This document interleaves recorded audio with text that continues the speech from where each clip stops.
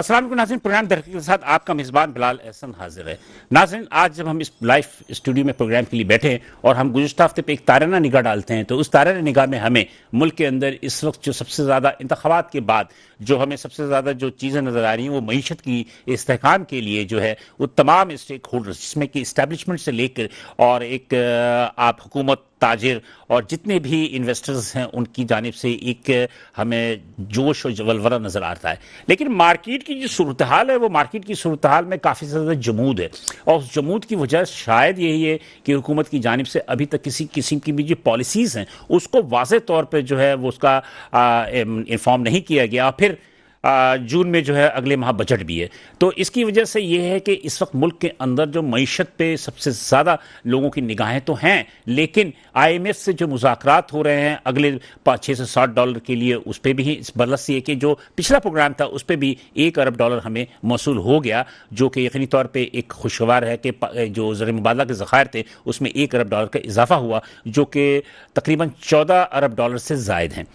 लेकिन बात वही है कि मुल्क के अंदर सारी चीज़ें होती हैं, लोग हम इन्वेस्टर्स को बुलाते हैं, बैरूनी सरमायाकारी को बुलाते हैं और कहते हैं कि आप यहाँ सरमायाकारी कर दें, या निष्कारी के लिए हम इन्वेस्टर्स को हम बाहर से बुलाते हैं कि वो ये चीज़ें खरीदें और ख़रीद के वो खुद चलाएं। लेकिन हमारे जो लोकल जो हमारे ताजिर और सनतकार हैं उनके लिए जो है हमारी पॉलिसीज़ में जो है वो बहुत ज़्यादा जो कन्फ्यूजन होती है, कि इसलिए कि गुज़श्ता हफ्ते एक ऐलान किया गया कि SMEs यानी कि स्मॉल एंड मीडियम एंटरप्रेन्योर्स के लिए एक फ़िक्स टेस्ट का जो है वो इंदिया दिया गया कि एक फ़िक्स टेस्ट हुआ करेगा कि जो वो टैक्स के ज़रिए जो है वो टैक्स नेट में लाया जाएगा। इसके अलावा PTA को बहुत सारे 5 लाख से 6 लाख ऐसे ताजिरों के भी नाम दिए गए हैं जिनके जो टैक्स नेट में नहीं है, जिसकी वजह से उनके सिम्स को बंद करने के लिए फैसला होना है। 1-2 रोज़ में PTA पाकिस्तान टेलीकम्युनिकेशन अथॉरिटी जो है ये फैसला कर लेगी कि इस हवाले से क्या लाहेमल इख्तियार करना है। मॉनिटरिंग पॉलिसी में शरह सूद 22% तो बरकरार है, और बल्कि उन्होंने तो यहां तक इंदिया दिया कि सितंबर 2025 तक 22% शरह सूद रहना चाहिए। गो के महंगाई की शरह 17% पर आ चुकी है, लेकिन इसके बावजूद जो है हमारे यहाँ शरह सूद की जो कमी वाक़ई ना होने से हमारे ताजिर और सनतकार जो हैं वो तकरीबन जो लार्ज मैन्युफैक्चर सेक्टर के हैं वो काफ़ी ज़्यादा परेशान भी है, और उनका कहना है कि हमें खित्ते के दीगर ममालिक से अपने माल को जब हम बनाते हैं तो उसके लिए हम जो है बहुत सारी चीज़ें हमें मसलाहत होती हैं, हम कम्पीट नहीं कर सकते जो कि खित्ते के दीगर ममालिक के जो मसनूआत हैं। इसके अलावा एक सबसे बड़ा जो ज़्यादा इशू है जो हमारे मकामी ताजिरों का है वो अमन अमान का मसला है, और इस अमन अमान की वजह से तकरीबन आप ये समझें कि इस वक्त तकरीबन जो ऑफिशियली है वो कि 49 के करीब जो है वो डकैतों को हाथ लोग जो है वो शहीद हो चुके हैं। इसके अलावा जो अनऑफिशियल जो है वो है तकरीबन 60 से 70 के करीब जो लोग इसमें जहाँ बाग हुए हैं डकैती की मज़ाहमत के दौरान। तो ये डकैती की मज़ाहमत के दौरान शहीद हुए, उसके बाद जो है हुकूमत अब थोड़ी एक्टिव हुई है और उन्होंने एक लाहेमल तय किया है रेंजर्स के साथ और दीगर जितने भी स्टेक होल्डर से कानून नाफिज करने वाले इदारे हैं। CM हाउस में मीटिंग हुई, सदर आसिफ अली जरदारी, चूंकि उनका ताल्लुक सुबह सिंध से, तो उन्होंने खास तौर पर मीटिंग बुलाई और इस मीटिंग में तय पाया है कि अब स्ट्रीट क्राइम्स को रोकने के लिए जदीद बुनियादों पर जो है काम किया जाएगा और जो टेक्नोलॉजी है उसको बुरुकार लाया जाएगा। लेकिन बहरहाल इस सूरत हाल में क्या होगी हम आज इस पर भी डिस्कस करेंगे, और जो मकामी ताजिर है हमारे SMEs उनके जो प्रॉब्लम्स हैं उस प्रॉब्लम का भी हम थोड़ा सा डिस्कस करेंगे कि क्या वजह है कि मार्केट्स में वो रौनक नहीं है जिस रौनक जो मार्केट में होनी चाहिए। इसकी वजूहात अमन अमान का मसला है, या महंगाई की वजह है, या लोगों में जो है क़ुव्वत ख़रीद कम हो चुकी है। इसलिए कि बहरहाल महंगाई जो है स्टेट बैंक की जो अपनी रिपोर्ट है उसके मुताबिक जो है वो 32% से 17% पे आ गई है, और 17% इस वक्त महंगाई की शरह है। लेकिन बहरहाल हम इस प्रोग्राम को आगे बढ़ाएंगे, और इस प्रोग्राम को आगे बढ़ाने से पहले मैं आपको बता दूं कि हम अपने जितने भी ताजिर हैं इन ताजिरों से ये मालूम करने की कोशिश भी करेंगे कि इसका हल क्या होगा। बहर आज जो मेरे पहले मेहमान हैं, पहले उनसे तारुफ कराऊँ तो मेरे पहले मेहमान हैं आसिफ गुलफाम साहब, काफ़ी से ज़्यादा जाने पहचाने ये ट्रेड लीडर्स हैं, और ये हैं सदर ऑल कराची ताजिर अलायंस के। इसके अलावा और भी इनके जो तारुफ हैं वो ख़ुद भी अपनी ज़ुबानी ये ख़ुद भी बताएंगे कि कहाँ कहाँ इनके अपने जो नुमाइंदगी करते हैं। मेरे दूसरे मेहमान हैं जनाब सैयद मुजाहिदुद्दीन साहब हैं। मुजाहिदुद्दीन साहब जो हैं एक वेल स्पोकन आदमी हैं और बोलते पहले हैं सोचते बाद में हैं, और मेरा कहने का मकसद ये है कि बड़ा मतलब कि ऐसी बातें करते हैं कि जो कि सच्चाई पर मबनी भी होती हैं, और ये हैं सीनियर नायब सदर तारिक रोड ट्रेडर अलायंस के। और मेरे तीसरे मेहमान हैं जनाब सईद कुरैशी साहब, जिन्हें के उर्फ आम हम सईद हनीफिया भी कहते हैं, और चूंकि फूड इंडस्ट्री से इनका ताल्लुक है तो ये हैं सदर हैं फूड एक्ट कमेटी एक्टा के। तो मैं तीनों मेहमानों को खुशामदीद कहता हूँ और मैं अपने प्रोग्राम को शुरू करते हुए मैं सबसे पहले आसिफ गुलफाम की तरफ चलता हूँ। आसिफ भाई, जो मैंने एक बात कही कि मार्केट में तो रौनक नहीं है, ये रौनक ना होने की वजूहत क्या है? हाँ, बिस्मिल्लाहिर्रहमानिर्रहीम। सबसे पहले तो मेट्रो का और खुसूसी एहसन बिलाल एहसन भाई आपका बहुत बहुत थैंक शुक्रिया। यू। क्योंकि देखें, कराची भर के आप ताजिरों को यहाँ अपने वहाँ मदऊ भी करते हैं और कराची के मसाइल जानना भी चाहते हैं। और जैसे आपने कहा कि कराची की मार्केटों में रौनक नहीं है, बिल्कुल ये दुरुस्त बात है। क्योंकि देखें, जब आप एक माहौल मुहैया नहीं करें, एक माहौल जो ताजिरों को आवाम को देना चाहिए, जो सिंध हुकूमत की जिम्मेदारी है, आप टीवी खोलिए, उसमें सिवाय इन सियासी पार्टियों के झगड़ों के अलावा कोई दूसरी बात नजर नहीं आ रही है। बिल्कुल सही कह रहे हैं। लोग बहुत मायूस हो गए हैं, ना तो किसी किस्म की ताजिरों को सहूलत दी जा रही है। मार्केट में आओ तो सेवरेज के अपने मसाइल हैं, कचरे के अपने मसाइल हैं, स्ट्रीट क्राइम का सड़कों के अपने मसाइल हैं। स्ट्रीट क्राइम का एक बहुत बड़ा मसला है कि ना तो घर से पैसे लेके निकल सकता है, ना बैंक से लेके निकल सकता है। तो इस हवाले से बहुत सारी चीजें हैं जो हमें इस वक्त देखने की जरूरत है। आज 60 से 70 लाशें गिरने के बाद ख्याल आया कि हमें रेंजर्स को इख्तियार दे दिया जाए। तो अफसोस होता है कि कराची शहर इस पूरे मुल्क को चला रहा है और यहाँ ताजिर बरादरी, देखिए, अगर हम 2008 और 2012 की सूरत हाल को देखें, उस वक्त भी ये कराची की ताजिर बरादरी पिस रही थी और आज भी पिस रही है। अपना खून पसीने के साथ भी आज भी इस मुल्क के लिए, इस शहर के लिए अपनी खदमात अंजाम दे रही है, टैक्स दे रही है, सब कुछ दे रही है। लेकिन इनकी सहूलत के लिए हमें कुछ नजर नहीं आता। दुनिया के अंदर तरक्कियां हुई हैं, मेट्रो चल रही है, ट्रेनें चल रही है, यहाँ तो हमारी अपनी जो बसें हैं वो भी दुरुस्त नहीं है। तो अफसोस होता है।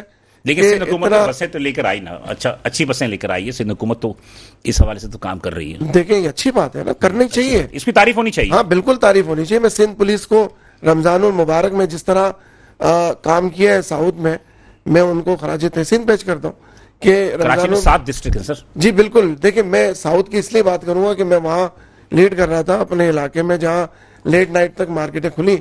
डिस्ट्रिक्ट सिटी एसएसपी अमजद हयात साहब और साउथ में जो साजिद साहब थे, ये सब निगरानी कर रहे थे, खुद जो है वो कैंपों पे आके मार्केटों के विजिट कर रहे थे।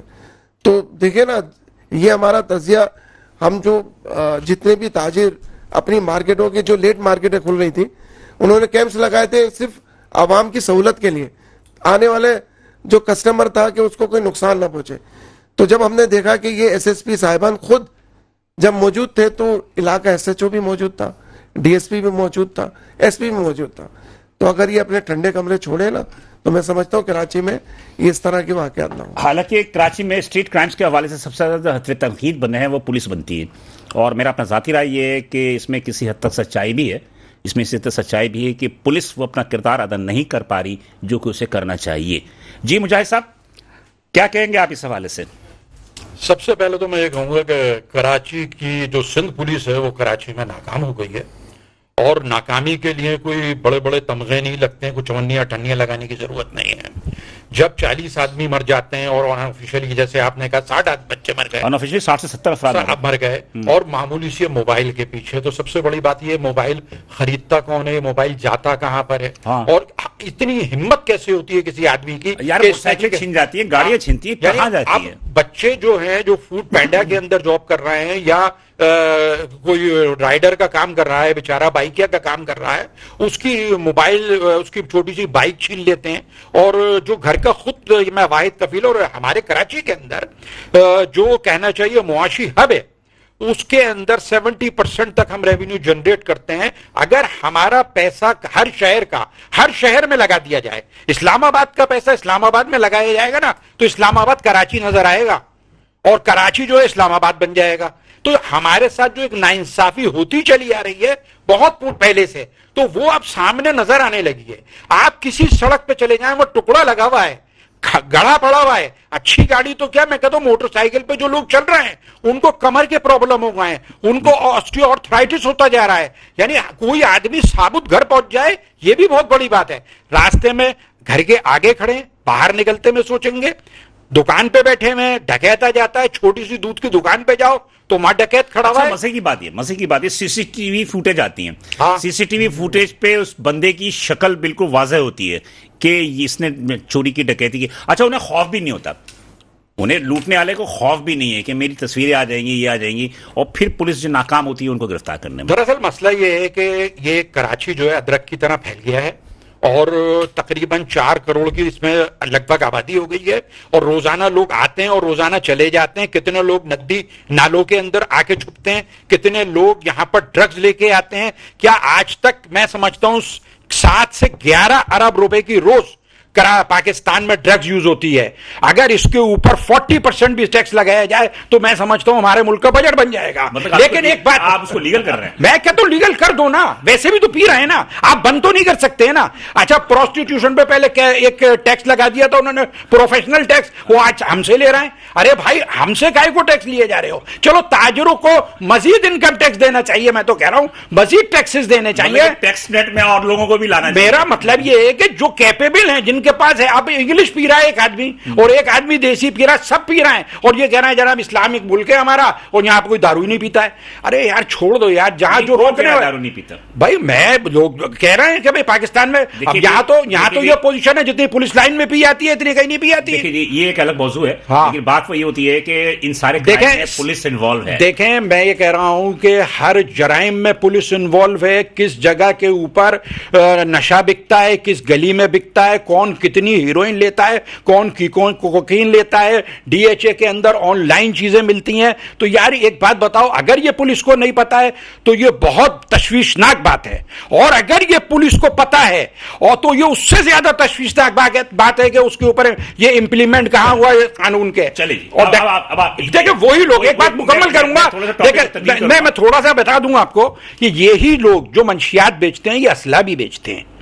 जो अब जाहिर है ना, शिकारपुर में पकड़े गए ना, देखे ना, अब वो क्या है, अब वहां जो पकड़े जाते हैं कच्चे के डाकू, वो पाकिस्तान जो पुलिस वाले जो उनकी पुष्टपनाही कर रहे थे उनको ट्रांसफर कर दिया आपने कराची में। यार कराची कोई डस्टबिन है कि अपना सारा कचरा उठा के उसमें डाल दें? कराची में ऑन ड्यूटी नहीं है, दे आर ऑल जितने भी हैं वो सस्पेंड है और इंक्वायरी चल रही है। इंक्वायरी चल रही है, भेजा को कराची मुंतकिल किया, उनको ड्यूटियां नहीं लगाई हैं, लगानी भी नहीं चाहिए। मैं तो पहले से मुतनब्बा कर रहा हूं। तो जब तक इंक्वायरी नहीं होगी तो कैसे करें, लगाएंगे? नहीं, इंक्वायरी होगी तो क्या आज तक किसी पे इंक्वायरी होकर कुछ पॉजिटिविटी आई है, रिजल्ट आया है? कोई कहानी है, ये अलग कहानी है। लेकिन बात ये है कि बहरहाल हुकूमत को भी इस बात का एहसास है। देखिए बड़ी बात है, ये बड़ी बात है कि सिटिंग जो एडवाइजर था या जो रुकन सूबाई असेंबली थे आपके, क्या कहते हैं, जो भी गिरफ्तार हुए, इस हुकूमत नहीं पकड़ा ना उनको।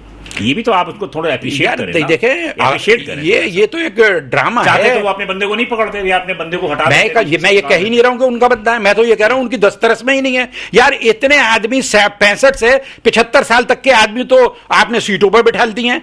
जवान लड़कों को नौकरियां नहीं मिल रही हैं। 18 से लेके 45 साल तक के लड़के की शादी नहीं हो रही है। जिसकी ड्यूटी लगी हुई है वो कुर्सी से हटने को तैयार नहीं है, और जो कुर्सी से हटने को तैयार नहीं है वो 85 साल की उम्र में भी शादी कर रहा है। ये जो कुर्सी से हटने वाली बात करेंगे तो ये बात आप लोगों की तरफ भी आएगी। नहीं, आप लोगों के अपने एसोसिएशंस में और आप लोगों के अपनी ट्रेड बॉडी के अंदर जो लोग बैठे हुए हैं, क्या वो हटना चाहते हैं? नहीं, वो भी ओल्ड हाउस बना है जिस तरह पाकिस्तान ओल्ड हाउस बना हुआ है। सईद भाई, चूंकि आपका ताल्लुक फूड मतलब के कारोबार से, मैंने एक बात देखी, अभी मैंने आसिफ भाई से पूछा कि रौनक क्यों नहीं है मार्केट के अंदर, उन्होंने बताया, और मुजाहिद साहब ने भी जो किसी हद तक जो है अमन अमान का इसका मसला बताया, जो उनका अपना मैंने समझा। मैंने देखा कि इस शहर के अंदर जो रेस्टोरेंट्स हैं, या बड़े रेस्टोरेंट, छोटे रेस्टोरेंट, दरमियान, उनमें रश काफ़ी है। तो क्या मतलब कि हमारी आवाम के पास खाने पीने के बहुत पैसे हैं क्या? अस्सलाम वालेकुम। सबसे पहले तो आपका बहुत शुक्रिया, थैंक यू। और मेरे 2 सीनियर्स यहाँ बैठे हैं, तो हमारे प्रेसिडेंट साहब बैठे हैं हमारे एक्टा के, और मुजाहिद साहब के सामने तो ऐसा है जैसे सिर्फ सूरज के सामने दिया हमने ना।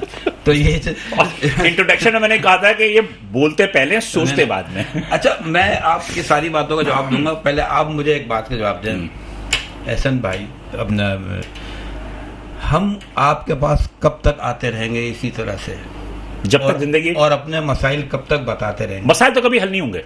तो क्या हमारा यही ड्यूटी रह गई है कि हम चैनलों पे आके अपने आप को पेश कहते हैं कि हमें अपने है मसाइल पेश कहते हैं कि हमें है हुक्म अज़ान, हमारा काम है अजान देना, और ये हम अजान मरते दम तक देते रहेंगे। जंगल में अजान दे रहे हैं आप। अच्छा, आपको एक बात है इंसानों के जंगल में जो मैयत की नमाज होती है ना उसमें तकबीर होती है ना उसमें अजान होती है जी। तो इसका मतलब है कि हम अपनी मौत के लिए तैयार खड़े हैं, अजान तो दे चुके हैं। मौत का तो कुछ पता था नहीं कि कब किस पल में आ जाए, वो तो तैयार खड़े हैं फिर।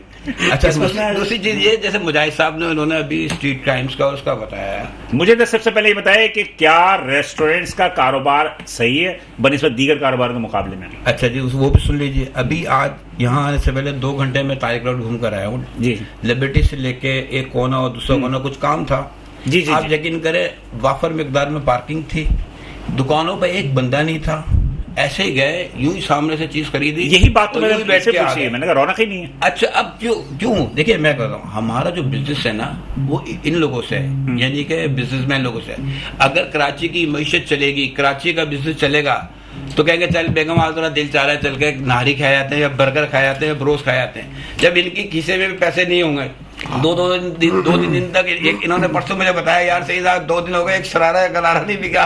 अब बताइए, ईद का सीजन है और ये अभी पहली मुहर्रम तक जो है शादियों का सीजन है। इसमें इन लोगों ये शूज वाले और ये कपड़े वाले, इन लोगों का सीजन है ये, और ये आराम से बैठे हुए। चले आप इनकी दफा ना करें ना, आप अपनी बात करें। तो जब इनका नहीं चलेगा तो मेरा कैसे चलेगा? तो तमाम आवाम तो कारोबारी नहीं है ना, तनख्वाहदार भी तो है ना, अफोर्ड कैसे करेगा? आप हाईवे पे रेस्टोरेंट पे चले जाएं तो लिटरली आपको जो है, या शारा फैसल पे एक मशहूर रेस्टोरेंट है वहां चले जाएं तो आपको वेटिंग करनी पड़ती है। वो मैं एक बात बताऊं, वो भी तो ये पैसा कहां से आ रहा है? वो भी सिर्फ 3 दिन, मैं आपको बता रहा हूँ, वो भी सिर्फ 3 दिन, फ्राइडे सैटरडे संडे 3 दिन का कारोबार ले गया। और वो 3 दिन में जो हम कमाते हैं ना, तो वो बाकी 4 दिन के अंदर वो पूरा हो जाता है। वो तो है, लेकिन वो लेवल हमारा, मेरा अपना जाती रहा है। फर्ज करे किसी ने 10 लाख की सेल मान ली हफ्ते एतवार को, अब वो 10 लाख की जो सेल है, वो आगे के जो 4 दिन जो है ना, वो जब 70, 80 और 65 के ऊपर पहुंचती है ना, तो वो 10 लाख उसके वैसे जो ना, ये हम कह सकते हैं कि लोगों ने कुछ अपनी लेविश जिंदगी में थोड़ा सा ठहराव लेकर आ गए हैं कि गैर जरूरी चीज खरीदते नहीं है, लेकिन खाने पीने पे जो है कोई कॉम्प्रोमाइज करने को तैयार नहीं है। सर माजरत के साथ, हमारे कराची में 2 ही तो एंटरटेनमेंट है, एक बीवी और दूसरा खाना। तीसरा एंटरटेनमेंट क्या है आपके पास यहाँ? मैं क्या कह सकता हूँ, बीवी का हाथ पकड़ के आदमी जाता है, खाना खा लेता है, और वो तो हमारे यहाँ तो अमन का ऐसा मसला है कि आप रोड पर टहल भी नहीं सकते। समझे ना, वही तो मैं कह रहा हूँ। तो अब यही रह गया है जो आप बड़े होटलों की बात कर रहे हैं ना। मेरे एक दोस्त है, वो जॉगिंग करते थे, तो सुबह के टाइम जॉगिंग करने निकले तो मोबाइल वो अपनी जेब में रख लेते थे कि यार कभी कोई इमरजेंसी हो जाएगी तो बात होगी, पता लगा ना लुट गए सुबह के टाइम में 7 बजे। तो कहने का मकसद है कि आप तो रोड पे भी नहीं चल सकते भाई, तो इसलिए तो आपके कारोबार पे इस अमन का कोई असर पड़ा? मतलब कहने का ये है कि जो आप बड़े रेस्टोरेंट्स की बात कर रहे हैं ना, वहाँ आदमी सिर्फ इसलिए जाता है कि वो अपने आप को सेफ एंड सिक्योर समझता है, इसलिए गाड़ी भी सही पार्क हो जाती है। लेकिन जो आम रेस्टोरेंट वाले हैं या जो आम जो बर्गर शॉप वाले हैं, वो हर कोई तो गार्ड प्रोवाइड नहीं करता ना, हर किसी के पास तो वैले नहीं होती ना। इसलिए जो इस वक्त जो व्हाइट कॉलर है, मैंने पिछली दफा भी आपसे अर्ज किया था, जो व्हाइट कॉलर और मिडिल क्लास है, वो बहुत परेशानी के अंदर है। बिल्कुल सही कह रहा है जी आसिफ बिलाल भाई। असल में मसला ये है कि महंगाई इतनी ज्यादा हो गई, लेकिन गवर्नमेंट तो कह रही 17% पे आ गई, 32% मुकाबले में। बात जरा समझिएगा, देखिए महंगाई बहुत ऊपर है और जो हमारे अखराजात है वो वही है, अपना जो हमारी आमदनी है ना वो वही है। देखिए आज भी 20,000 30,000 का जो है ना एक मुलाजमीन काम कर रहा है, वो अपने अखराजात कैसे पूरे करेगा? आप रेस्टोरेंट की बात कर रहे हैं, वो कैसे घर से निकलेगा? अपने बच्चों में ही पूरा हो जाता है। अब महंगाई की रोकने के लिए जो है वो ये जो आप अभी कर रहे थे बात कि जो रौनकें नहीं है मार्केटों में, वो यही वजह है कि वो अपने घर के खर्चात पूरे करे, खरीदारियां करे। लोगों ने अपनी जरूरियात को महदूद कर लिया। देखिए 2 ही लोग खुश हैं इस शहर में, एक जिसने हाथ फैला दिया और एक बहुत अमीर तरीन आदमी है। यहाँ जो फंस रहा है ना वो सिर्फ मिडिल तबका फंस रहा है। वही सईद साहब की बात सही है, बिल्कुल ऐसा ही है, मिडिल तबके फंस रहा है। जी, लेकिन बात वही है कि इसका हल क्या है? देखिए इसमें सोचना पड़ेगा हुकूमत वफ़ को कि ये कराची शहर है, इसकी आमदनी के लिए इनको एक्सपोर्ट को इम्पोर्ट को जो है ना ये सहूलतें देनी पड़ेंगी, छोटी छोटी फैक्ट्रियां लगानी पड़ेगी। हाँ बिल्कुल इनको देनी पड़ेगी, नहीं देंगे देखें अभी जो है उनको बंद करा रहे हैं, ना बिजली दे रहे हैं ना गैस दे रहे हैं, ये सारी इतनी महंगी कर दी है कि वो भी बंद करके बाहर जाने को तैयार है। ये देखें हम छोटे मार्केटों को रिप्रेजेंट करते हैं, वो दुकानदार है छोटे छोटे, एक दुकान है, मुझे बताइए वो अपने दुकान के अखराजात पूरा करता है, उसके बाद उसका घर भी है, घर के जो है वो वहाँ के बिजली का बिल है, गैस का बिल है, बच्चों के स्कूल की फीस है, फिर दुकान के अपनी बिजली का बिल है जो कि आजकल नहीं है उनके पास भरने के लिए बिल। बिजली का बिल तो हर दूसरे दुकानदार की जो है ना तकलीफ है ये कि वो नहीं पूरा कर सकता, उसके पास एक ही आमदनी है जराए दुकान, जिससे उसने ये सब कुछ पूरा करना है, लेकिन वो नहीं कर पा रहा, वो पार्टियों को पैसे नहीं दे पा रहा क्योंकि उसकी सेल ही नहीं हो रही है।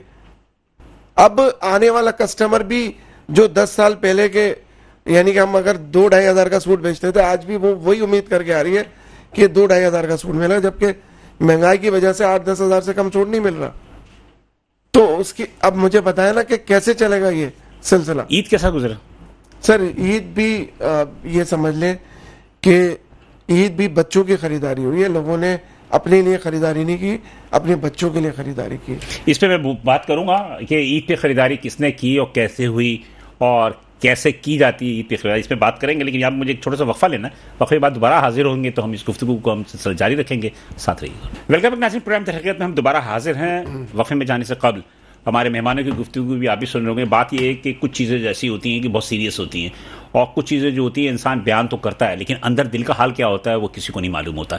लेकिन ये बात तो तय है, ये बात तो तय है कि मिडिल तबका जो है, जो दरमियानी और औसत दर्जे के पब्लिक हैं, वो कितना परेशान है, चाहे वो वाइट कॉलर वाला एक आम आदमी हो या वो दुकानदार हो या ताजिर हो, वो काफ़ी ज़्यादा परेशान भी हैं। हाँ, तो मैं ये कह रहा था आसिफ भाई, मैं आगे बढ़ूंगा लेकिन आपकी बात का जवाब दे रहा हूँ कि मैंने ये देखा कि रमज़ान में 25 रोज़े तक जो है वो इतनी गहमागहमी नहीं थी, लेकिन 27 रोज़े से लेकर चांद रात तक ये हाल हुआ कि दुकानदारों के तकरीबन जो पुराने माल जो 1 साल से फरोख्त नहीं हो रहे थे वो तमाम की तमाम फरोख्त हो गए।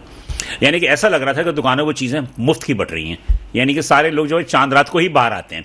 तो ये बात नहीं है, बात ये है कि दुकानदार भी चांद रात का इंतजार करते हैं कि चांद रात के अंदर उनके वो डिफेक्टिव माल भी निकल जाता है जो कि पूरे साल नहीं निकलता। नहीं, ऐसा नहीं है सन भाई, ऐसा नहीं है। आप यकीन जानिए, लोग तो 2 महीने से पहले से तैयारी कर रहे होते हैं सीजन के हवाले से, क्योंकि ज्यादातर गारमेंट्स का काम चलता है। हमारा गारमेंट्स की बात कर रहा हूँ, अनस्टिच तो माल नहीं चलता हमारा। रमजान जो है जी बिल्कुल वो गारमेंट्स, लेकिन गारमेंट्स का जो है वो माशाल्लाह बेहतर होता है।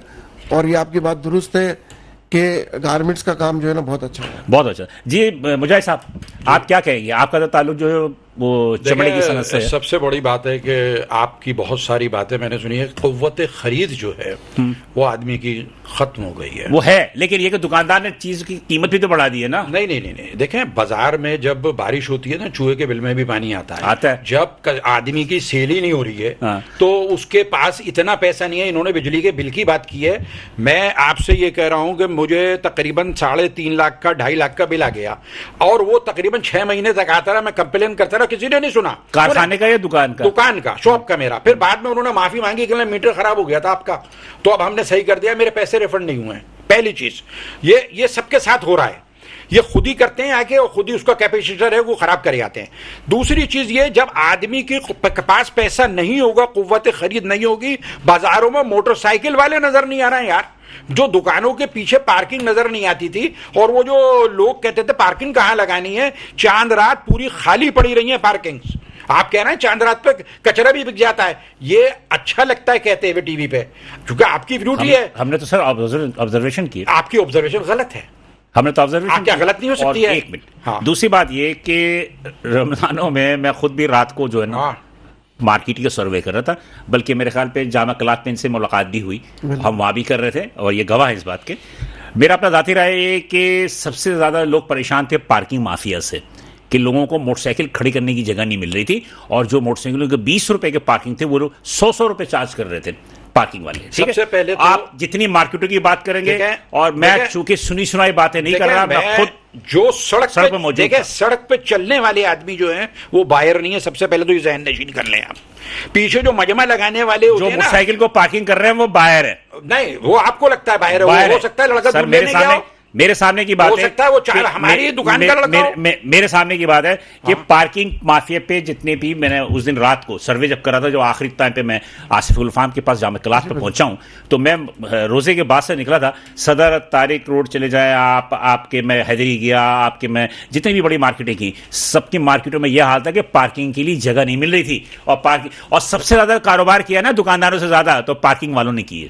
देखिए बहुत अच्छी बात की आपने, ये जो इलीगल पार्किंग हो रही है जी, इसके ऊपर भी मैं समझता हूं इलीगल नहीं हो रही है, मैं उसको इलीगल नहीं कहता, मैं कहता हूं वो बिल्कुल सही हो रही है, बरमला कह रहा हूं कैमरे पे, इसलिए कि जहां पर पार्किंग के चार्जेस नहीं लिए जाते वहां पर मुझ जैसे जो आवाम है वो आड़ी तिरछी मोटरसाइकिलें खड़ी करके चले जाते हैं, जिससे कि पूरा ट्रैफिक पीछे का जो है वो जाम होता है। 200-300 रुपए पार्किंग गाड़ी की ली गई है, आप बैठे हुए कहां पर हैं तो क्यों नहीं गई? आप कह रहे हैं कि खाली है पार्किंग, मैं बता रहा हूं वो पार्किंग की 250 रुपए इसलिए ली गई नहीं कि जगह नहीं मिल रही थी। नहीं, गाड़ी अगर एक किसी दुकान के आगे दो गाड़ियां लग सकती हैं, एक मालिक की गाड़ी पहले ही खड़ी हुई है और एक दूसरी गाड़ी किसी ने लगा ली, आपने सबको क्या कंसीडर कर लिया? ये सारे कस्टमर सारे मार्केटों में जो आ रहे हैं वो मार्केट में खरीदारी के लिए आ रहे हैं। देखें, आप मैं बताऊंगा आपको सच के दुकान, ये जितने भी बड़े बड़े सेंटर्स हैं, जितने बड़े बड़े मॉल हैं, मैं आपसे कह रहा हूं एक साल के अंदर ये खंडर का मंजर नहीं पेश करने लगे तो मुझे यहां बुला के जूते मारिएगा आप। ये पहली चीज, इतनी महंगी बिजली, अल्लाह रहम करे कि वो वक्त ना आए। नहीं, मैं कह रहा हूं वो वक्त आए कि ऐसा लगे कि आपको पता चले ये सच क्या है। इतनी महंगी बिजली ना तो मैन्युफैक्चरिंग में चलेगी, ना एक्सपोर्ट में चलेगी, किसी जगह नहीं चल सकती है, और दुकानदार हाथ में बिल लेके खोपड़ी गुजार रहा है वो। अब आप ये देखें कि स्क्रीन पे हम दिखा भी रहे हैं, आप कहते हैं कि मोटरसाइकिल ही नहीं बिक रही। आज ये हालत है कराची की सड़कों पे कि मोटरसाइकिल वालों की वजह से पूरे का पूरा ट्रैफिक जाम हो जाता है। जो चोरी की मोटरसाइकिलें या सेकंड हैंड मोटरसाइकिलें खरीद क्यों रहे हैं? मोटरसाइकिल में रह के जाता है। पहली चीज ये है कि आप इससे गुर्बत का शुमार करेंगे। आप मेट्रो बनी है लाहौर के अंदर, मेरी बात सुने, कराची के अंदर सड़कें नहीं बन रही हैं यार। एक मैं पहले भी कह रहा हूं, देखें फैसिलिटेट करें। कराची अगर अच्छा होगा, लोगों का एतमाद होगा। बैरून मुल्क से हम सरमायाकारी की बातें करते हैं, हमारे सरमायाकार उठा उठा के भागे जा रहे हैं, और ये जो तरीकाकार है हमें कतई नजर इसके, हम मोहब्बत से सोचें। एक हुब्बुल वतनी, देखें अगर कोई वजीर है, कोई मुल्क का सदर है, या मुल्क का कोई डिप्टी कमिश्नर है, ये तमाम ओहदे नहीं है, ये जिम्मेदारियां हैं, और इस जिम्मेदारियों का एहसास आदमी को हर लम्हे होना चाहिए। यानी अगर कोई 70-75 साल की उम्र में वजीर बन गया है तो यार उससे खड़ा नहीं हुआ जा रहा है, वो मुल्क के लिए कहां खड़ा होगा? पहली चीज, 80 साल की उम्र में आपके एसोसिएशन के सब कमेटी के चेयरमैन बैठे हुए हैं, वो क्यों नहीं हटते? कौन? मैं नाम किसी का भी नहीं ले रहा। नहीं, कौन से नहीं हटते हैं 80 साल के? आपके अपने एसोसिएशन में लोग बैठे हुए 70-70 साल से एक पोस्ट पे, वो क्यों नहीं हटते? वो ओल्ड हाउस बन गया है, ओल्ड हाउस बन गया, वो ओल्ड हाउस। मैं चाहता हूं मेरा मुल्क नहीं बने ओल्ड हाउस। हम अपनी तरफ नहीं देखते, हम दूसरी तरफ उंगली उठाते हैं। हमारा माशरा मिन हसल कौम, हमारा माशरा बिगड़ चुका है। जब तक पोटेंशियल नहीं है आदमी के अंदर फैसला लेने का, वो आदमी कैपेबल नहीं है। अच्छा बताएं, रिटायर क्यों करते हैं? मैं सही साहब की तरह, हाँ, रिटायर गवर्नमेंट का जो नौकरी कर रहा है वो होता है, लेकिन जो ताजिर है, एसोसिएशन है, या जो भी चैम्बर्स हैं, या जो भी जिलान है, यहाँ जो एक मतलब बैठ गया, वो फिर वो मर के ही बाहर आता है।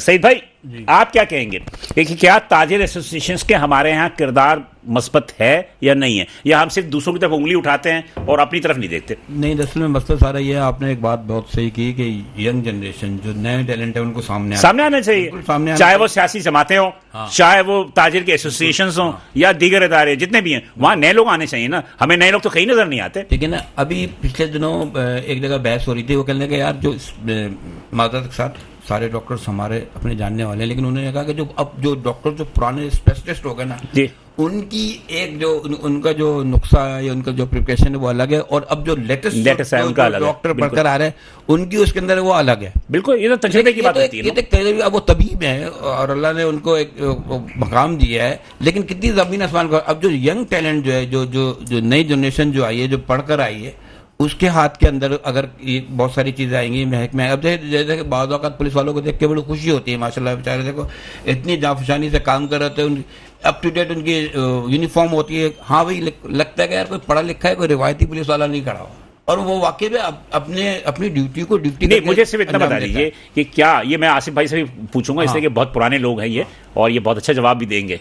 मैं सिर्फ आपसे ये पूछ रहा हूँ कि क्या ट्रेड एसोसिएशंस जो है, जो भांत भांत की हैं, हर गली की एक एसोसिएशन है, क्या इनकी वजह से हुकूमत आप लोगों की बातें संजीदगी से नहीं सुनती? सर उसकी वजह यह है कि हमारी यूनिटी नहीं है। वही तो मैं कहना चाह रहा हूं ना भाई। मैं आपको एक फर्ज करे, मैं कहता हूँ पूरी कराची का आसिफ गुलफाम साहब को बना दो और सारे इसके ताबे हो जाओ। अब पता क्या होता है, मैं अपनी एसोसिएशन का चौधरी हूँ, ये अपनी एसोसिएशन का, ये अपनी अलग बात तो कर रहा है। भाई अगर ये अपनी अलग बात कर रहा है। XYZ, मैं आसिफ कुमार का नाम ही नहीं ला, मैंने कहा XYZ किसी को एक को बना देंगे, बिल्कुल, तो बाकियों को व्हाट्सएप पे तस्वीर कहां से आएगी, फेसबुक पे तस्वीर कहां से आएगी? अब या तो मसले का हल देख लो। और जितने भी अल्हम्दुलिल्लाह, मैं मुजाहिद साहब से भी मुखातिब हूं इस बात पे, हर मेरे पर ग्रुप में मैं हूं, जिस ग्रुप में देखो तो वो SHO को अजरक पहनाते हुए तस्वीर आ रही है। कभी हमें नहीं देखा होगा आपने। आपको नहीं, आपको मौका देते नहीं है ना। नहीं,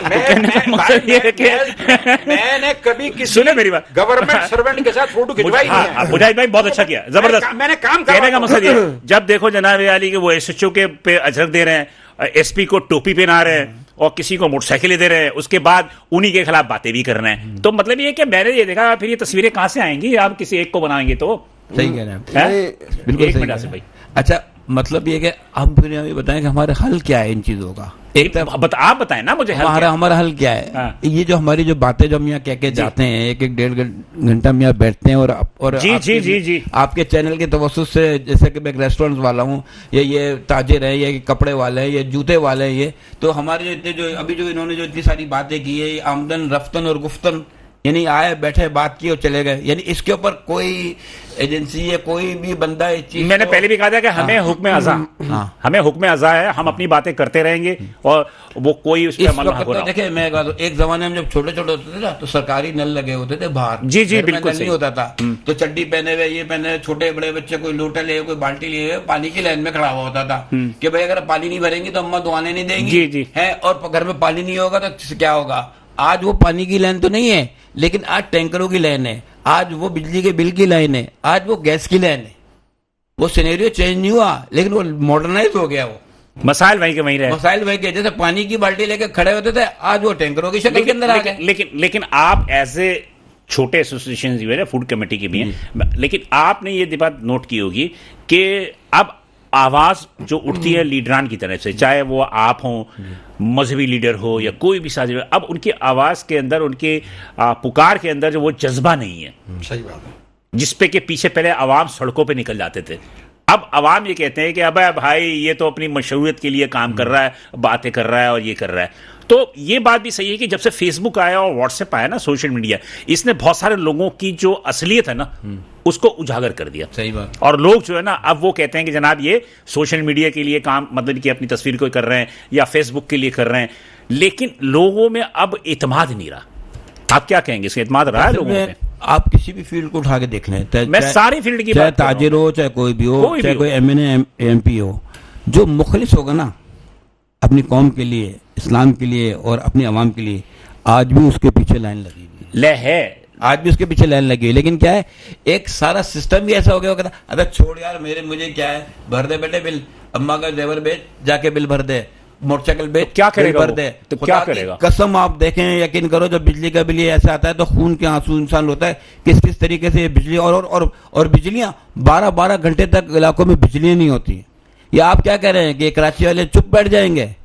ये तो अल्लाह ना करे मेरे मुंह में खाक के कोई दिन अगर ऐसा है कि कराची का जब ये लावा फटेगा ना, फिर दुनिया को पता चलेगा। अल्लाह ताला रहम करे। इससे पहले अल्लाह पाक हमें हिदायत देते। लेकिन जब पेट्रोल की कीमतें कम होती हैं तो आप लोग माल की कीमत, अरे सर 20 रुपए बढ़ा के 5 रुपए कम कर देते हैं, होती है, आप कीमतें बढ़ा देते हो। 50 रुपए बढ़ा के 5 रुपए कम कर देते हैं। कौन सी कम की है? कम क्या हुई है? 13 रुपए का डॉलर मेरे सामने था, आज कितने रुपए का है? कम क्या हुआ है? आप कहते हैं कि जिसके पास जाओ ना, वो कहता है पेट्रोल की कीमत बढ़ गई।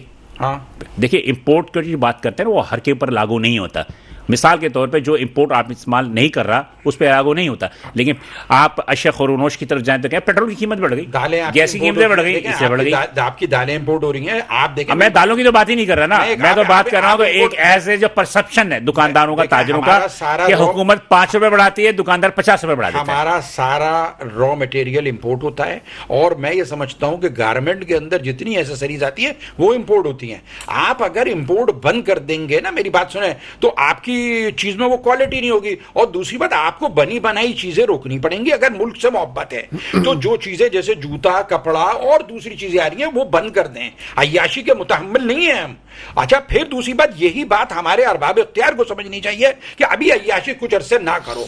और जितने भी सेनेटर थे जिन्होंने अपने पैसे बढ़ा लिए, अपनी तनख्वाहें अपने और बनात याफ्ता तबका है, वो कुछ दिन के लिए माफ कर दे पाकिस्तान। जी आसिफ भाई, आप ये बताइए मुझे कि बात ये है कि एसोसिएशन इतनी ज्यादा हो गई हैं, इतने सारे लीडरान आ गए हैं, अब वजह क्या है कि क्या आप लोगों में इत्तेहाद नहीं है कि हुकूमत आपकी बात नहीं सुनती? देखिए, मैं आपको एक बात बताऊं, आप पाकिस्तान को ले लें कि हमें एक कौम नहीं बनने दिया, हमको भी डिवाइड कर दिया, सब डिवाइड हो गए। इसी तरह हमारे ताजिर भी डिवाइड हो गए। जबकि हमारी जो एसोसिएशन थी पहली, इस कराची शहर में मेरे ख्याल है 20 से 22 लोग होते थे। और उस कराची 20 से 22 लोग, 22 मेरा लोग अपना होते जाती थे। राय है कि पहले भाई सिर्फ 4 से 5 लोग होते थे। मैं जिस मैं वक्त 80 की दिहाई से अगर मैं सहाफत कर रहा हूं और मैं उस वक्त से देख रहा हूं, उस वक्त तो सिर्फ 3-4 ही हुआ करते थे। मैं सन 2002 की बात कर अच्छा, रहा हूं। 2002 तक भी कम थे, 20-22 जी नहीं थे। बिल्कुल, 20-22 नहीं थे। कराची के कुछ हाँ, ताजिर थे ज्यादा- जो मिलके छोटे एक होंगे, सतह लेकिन पे। लीडरान में से भी 4-5 थे। बिल्कुल आप सही कह रहे हैं। हाँ, तो ये जो इत्तेफाक था, ये जो मोहब्बतें थी, एहसासात थे, ये सब खत्म होते जा रहे हैं। नफरतें बढ़ गई, एक दूसरे को नमूदो नुमाइश नीचे- बढ़ गई है। बिल्कुल ऐसा ही है। देखें, जो लोग सिर्फ अपनी तस्वीरों के लिए काम कर रहे हैं, आज उनका हाल देख लें वो कहाँ है। और जो अल्हम्दुलिल्लाह ग्राउंड में खड़े हैं, जो अपने ताजिर बरादरी के लिए काम कर रहे हैं, वो आज भी खड़े हैं। और दूसरी बात मैं ये कहता हूं कि जिस तरह आप बढ़ गए ना, चलें बढ़ जाए, लेकिन जो कराची के मसाइल है, जो ताजिरों के मसाइल है, एजेंडा एक ही अपने होना चाहिए। एजेंडा एक होना एजेंडा चाहिए। एक होना चाहिए। अपनी अपनी तंजीमों के हवाले से एक ही एजेंडे पे एक काम ही करना एजेंडे पे चाहिए। बात होनी चाहिए। नहीं, यहाँ ऐसा नहीं है। यहाँ एक दूसरे को गिराने की बात होती है। मैं ये कहता हूं कि कराची चैम्बर ऑफ कॉमर्स इस कराची शहर का, बल्कि पूरे पाकिस्तान का सबसे बड़ा इदारा है। इसके इस छतरी के तले एक हो जाए, काम करें मिलके, कोई मसला नहीं है, कोई छोटा बड़ा नहीं हो जाएगा। इसका भी जवाब लेकिन हाँ। देखिए, मैं आज आपको बताऊं, जल्दी कर दे, मुझे वक्त में जाना है। हमने काफी कोशिशें की। जुबैर मेमन मोतीवाला जो बीएमजी के चेयरमैन है ग्रुप के, और मजीद मेमन, इफ्तिखार शेख साहब, ये जो छापे पड़ रहे थे रात की हाँ, अंधेरे कस्टम के में, जो छापे पड़ रहे थे, अल्हम्दुलिल्लाह ये देखिए, रुकवाया बिल्कुल आपने। हमारी बड़ी कोशिशें काबिशें थी। और आज एसआरओ के हवाले से भी काफी काम किया। मैं इस बात को एप्रिशिएट करता हूं। मैं यहाँ शुक्रिया भी अदा करूंगा आपके हवाले से कराची चैम्बर का पूरा, बीएमजी ग्रुप का भी और इनकी पूरी टीम जी का। जी जी कि इन्होंने वो बिल्कुल, छापे रुकवाए उन्होंने। बिल्कुल बिल्कुल। चले, मुझे अच्छा वफा लेना, फिर दोबारा हाजिर होते हैं तो इंशाल्लाह हम आखिरी इख्तामी लम्हात की तरफ जाएंगे। साथ रहिएगा। वेलकम नाज़रीन, प्रोग्राम दर के साथ हम दोबारा हाजिर हैं। बात यह है नाज़रीन कि आज हमारे मेहमान जो इतने बैठे हैं, इनसे बैठने के बाद इनका टॉपिक यही है कि हमारी मार्केटों में रौनक क्यों नहीं है, और क्या वजूहात हैं कि ताजिरों की आवाज़ इस्लामाबाद तक क्यों नहीं पहुंच रही, या इस्लामाबाद वाले जब कराची आते हैं और ताजिरों से मिलते हैं तो ज़्यादातर वो ताजिरों से मिलते हैं, लार्ज मैन्युफैक्चरिंग जो यूनिट होते हैं, जो इंडस्ट्रीज होते हैं, उनसे मिलते हैं। एसएमईज से बहुत ही कम मिलते हैं। जबकि निगरान वज़ीर आज़म अनवार काकड़ साहब जो है वो वाहिद वज़ीर आज़म थे मेरे ख्याल है जिन्होंने कि छोटे ताजिरों से भी मुलाकातें की थी, उन्होंने मुलाकात नहीं की। मुजाहिद भाई, मैं पहले आपकी तरफ आता हूं इसलिए कि इनकी बात हो गई थी। आप कुछ कह रहे थे कि सदर अलायंस की तरफ से क्या कुछ? देखिए, हमने ऑल कराची ताजिर अलायंस जो बनाई ना, हर डिस्ट्रिक्ट में हमने अपनी नुमाइंदगी रखी है।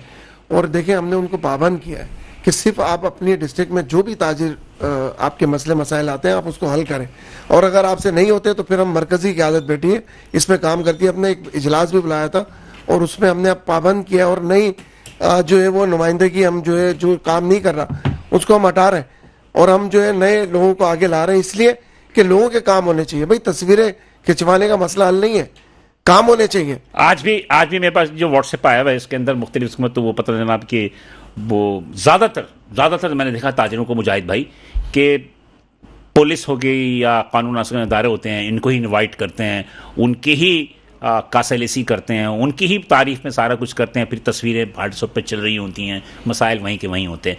मुजाहिद भाई, आप बहुत सीनियर आदमी हैं और तारिक रोड ट्रेड अलायंस के सीनियर वाइस चेयरमैन, आप लोगों को बड़ी जिम्मेदारियां हैं। आप मुझे सिंपल सही बात बता दीजिए कि एक तवील अरसे से आप लोग बहुत सारे मुजालबात करते हैं, जो बातें आप कर रहे हैं ये बातें आप बहुत तवील अरसे से कर रहे हैं, ये सुनवाई क्यों नहीं हो रही? Thank you calling me senior भाई, मैं सीनियर नहीं हूँ भाई। नहीं आप सीनियर। अच्छा, फिर सबसे देखें, जो हमारे ताजरों के लीडरान हैं आप भी है ना? हाँ, मतलब उनके अंदर एक जहनी बीमारी हो गई है कि वो लोगों के साथ मिलने के बाद समझते हैं शायद जो है हमें जो है बिल्ली देख नहीं रही है या हमारे मसले हल हो जाएंगे इनसे। दर हकीकत जो हमारे पुलिस के अदारे हो गए या जितनी ब्यूरोक्रेसी है, हाँ, जब जिनमें APR है, इनकम टैक्स वो है, किसी की बात नहीं सुनते। वो ये देखते हैं अगर आपने टैक्स नहीं दिया है तो आपका टैक्स डिपार्टमेंट टैक्स पे मैं कर इसी हवाले से कहिएगा, ये फिक्स टैक्स का जो निजाम ये ला रहे हैं, हाँ हाँ, आप लोग इसकी मुखालफत क्यों कर रहे हैं? हम मुखालफत नहीं कर रहे हैं। हमने तो कहा लें आप पैसे, हम तो कहते हैं पूरे पाकिस्तान से टैक्स लिया जाए। मैं तो कहता हूं हर शहर से टैक्स लो और उसी पे लगाओ। इससे ये पता चल जाएगा जो लोग टैक्स नहीं दे रहे हैं, अब जैसे खैबर पख्तूनख्वा माइनस में जा रहा है, उन्हें पता होना चाहिए टैक्स भी कोई चीज होती है। पंजाब के बाद इलाके हैं टैक्स नहीं दिया जा रहा, पता होना चाहिए इंटीरियर से टैक्स क्यों नहीं दे रहा है। शादी में आए हुए हैं, कराची वाले दे रहे हैं तो उनकी अब सड़कें नहीं बन रही हैं। चले छोड़े इन बातों को। दूसरी बात, मुझे बताया कि आप एग्री हैं, आप एग्री हैं कि आप लोगों के फिक्स टैक्स होनी चाहिए ना? हर आदमी को टैक्स देना चाहिए और अशराफियों को अपनी अय्याशियां बंद करनी चाहिए। ये दोनों मशरूत हैं। अगर वो अय्याशी बंद नहीं करेंगे तो फिर टैक्स भी नहीं मिलेगा। ये मशरूत रहेगा। ये ऐसा नहीं है कि एक बड़ा भाई जो है एक ही घर में रहता है, वो रात को जाएगा 5 स्टार में खाना खाने और वो घर में खाना नहीं पकेगा। ये तो नहीं चलता भाई, ये कभी चलेगा भी नहीं। सबसे पहली बात, जो लोग फोटो सेशन कराते हैं उनको बात करने की भी तमीज नहीं होती है और वो अपने मसले भी बिगाड़ देते हैं और दुकानदारों के भी मसले बिगाड़ देते हैं जो वहां पर होते हैं। असल हकाइक से लोग हट जाते हैं। ये फोटो सेशन बिल्कुल गलत है। अगर वो आपकी नौकरी, उसकी नौकरी जो है आपके टैक्स पे चल रही है, जब आपकी खिदमत करने के लिए एक आदमी आया हुआ है तो उसको आप इतना कंधे पे क्यों बिठाल रहा है कि वो अपने आप को VIP समझने लगे। आप उसको बताएं भाई आपके ये मसाइल है, हमारे यहाँ चोरी हो रही है। अभी 50,000 रुपए की डकैती कहना चाहिए मिर्ची गली में हो गई, जोड़िया बाजार में 50 लाख रुपए बच्चे से छीन के चले गए। वो बैंक में HBL में जा रहा था। आप कल कहना आगा खान का जमात खाने के वहां पर 3 फॉरेनर्स को लूट लिया गया। देखें, ये इससे जो है ना पूरे मुल्क के अंदर, मुल्क से बाहर हमारी बदनामी होती है। हम अपने मुल्क के इन्वेस्टर को रोक नहीं पा रहे हैं और ये कराची जो है ना हेडलाइन में आ जाता है। चले सईद भाई, आप मुझे बताइएगा कि क्या हल क्या है? ताजरों की आवाज इस्लामाबाद तक क्यों नहीं अभी पहुंच रही? मुझे एक बात याद आई, हमारे प्राउड ऑफ पाकिस्तान कराची के हाजी रफीक परदेसी साहब, अभी कल मैं उनका क्लिप सुन रहा था, तो उन्होंने हमें कराची वालों को कहा कि तुम बजाय टांगे खींचने के हाथ खींचोगे तो पूरी आवाम ऊपर आ जाएगी। तो मैं यही कहता हूँ कि हम यार सबसे पहले तो हम एक दूसरे का साथ दें, चाहे वो किसी भी शोबे के अंदर हो। और दूसरी चीज़ ये कि अब कराची के मसाइल इतने गंभीर हो चुके हैं कि अब इसको खुदारा इसको हल होने चाहिए, वरना के क्या कहते हैं कि बहुत मुश्किल मसाइल सामने आ जाएंगे। देखिए, ये मैं आपको बताऊँ, जैसे अभी ये सारी बहस का जो मैंने खुलासा निकाला है कि भाई हम क्या करें। अब ये कह रहे हैं जी CCTV के ऊपर बंदे की शक्ल नजर आ रही है लेकिन वो पकड़ा नहीं जा रहा। आखिर इसका हल क्या है? हमें सबसे पहले तहफ़्फ़ुज़ चाहिए, हमें ऐसा माहौल चाहिए जिसके अंदर कारोबार करे। पहले अब मैं नाम नहीं लेता, हमारे एक पड़ोसी मुल्क है, यकीन करें कैसी ट्रेनें चलाई है, आजकल सोशल मीडिया पे आ रहा है ये पाकिस्तान है, ये पड़ोसी मुल्क है।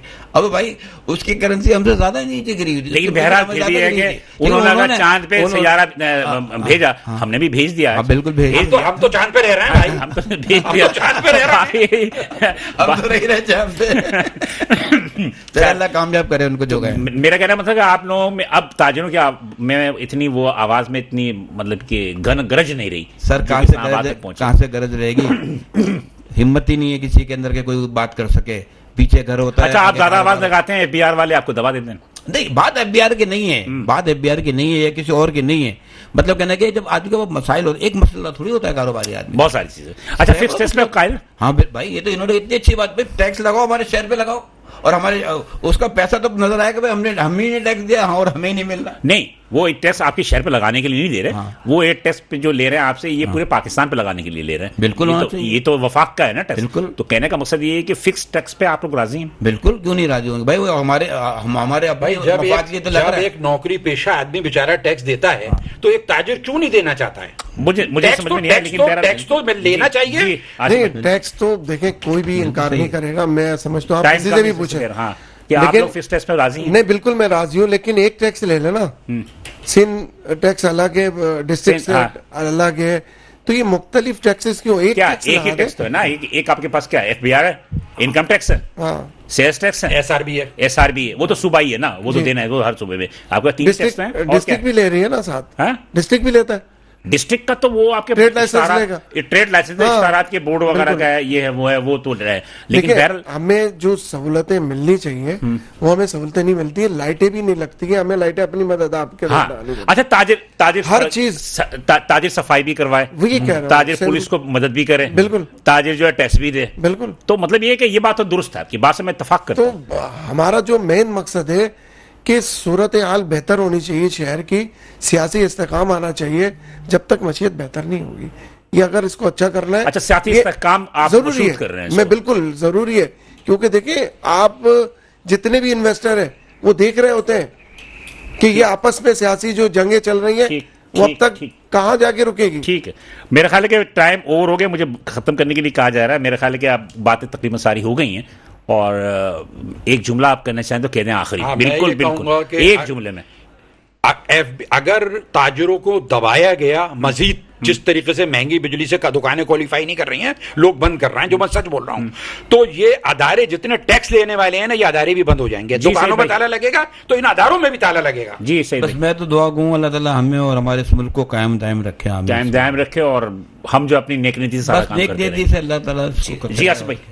हाँ जी बिल्कुल, मेरा भी यही पूरे पाकिस्तान के लिए और इस शहर के लिए दुआ कहूँ कि अल्लाह पाक इस शहर को अमन दे, आमद रखे। और ये जो शहर पूरे मुल्क को चला रहा है, ये जो हुकूमतों ने अपनी आंखों पे पर्दा डाल दिया है, शहर के तरफ देखना छोड़ दिया है, इन ताजिरों को देखना छोड़ दिया है, इनके अवाम मसाइल को देखना देखना छोड़ दिया है। अवाम को देखना छोड़ दिया है, ठीक है जी, तो ये मसले हल होने चाहिए। ठीक है, थैंक यू तीनों आजाद का बहुत शुक्रिया कि आपने तशरीह। बात यह है कि गुफ्तगू तो बहुत सारी थी, लेकिन बहरहाल एक महदूद वक्त में जो वो थे, लेकिन नज़रिया जो एक उनके जो कहना चाहते थे हमारे ताजिर, वो तकरीबन वो कह ही दिया उन्होंने कि सबसे बड़े बुनियादी चीज़ें सियासी जो इस्तेकाम, और दूसरी जानिब ये है कि गुड गवर्नेंस, जिसमें कि अमन अमान भी है, और जो टैक्स वाले अदारे हैं उनकी नेक नीति भी है। नासिन, बिलाल हसन को इजाज़त दीजिए, इंशाल्लाह अगले हफ्ते इसी दिन इसी वक्त आपसे दोबारा मुलाकात होगी। अल्लाह हाफ़िज़।